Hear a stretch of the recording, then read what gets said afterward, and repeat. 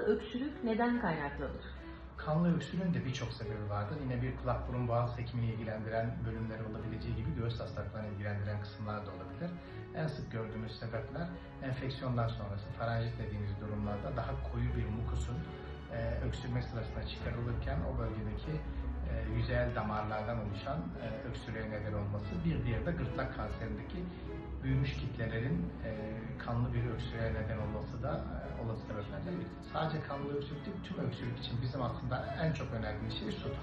En iyi ekspektoran dediğimiz, yani öksürüğü kesici ya da balgama atıcı en güzel ilaç su diyebiliriz. Bol su içmek en etkili tedavi yöntemidir. Onun dışında tabii bazı ilaç tedavileri olur.